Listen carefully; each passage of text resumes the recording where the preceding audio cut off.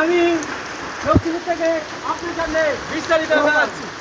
দেখেন ভাই, আমাদের অবস্থা খুবই ক্রিটিক্যালি অবস্থা। আমাদের এখানে অনেক হানি উঠে গেছে। এই হানি নিয়ে আমরা বুঝতে পারছি না।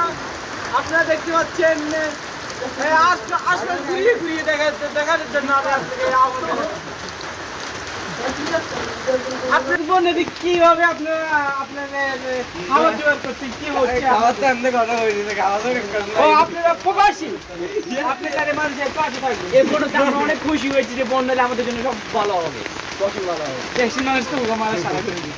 আর দর্শক দেখছিলেন, মানুষের অনেক কষ্ট, কিন্তু কিছু কিছু মানুষে খেতে পাচ্ছে না।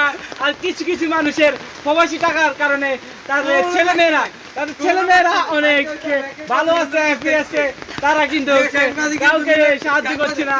এইমাত্র আপনারা দেখলেন যে একটা ছেলে বক্তব্য দিলে তাদের খাওয়ার কোনো অভাব নাই, কিন্তু তারা বলছে যে তারা অনেকগুলো খায়, তাদের বৃষ্টি হলে তাদের কোনো সমস্যা নেই। কিন্তু আরেকটা ছেলে বললে যে তারা 3-4 দিন ধরে খেতে পারে নাই, তারা অনেক কষ্টতে আছে, তারা খেতে পাচ্ছে না। আর একটা ছেলে তারা খেতে পাচ্ছে। দর্শক, এইমাত্র আমার খবর শেষ হলো। আল্লাহ হাফেজ।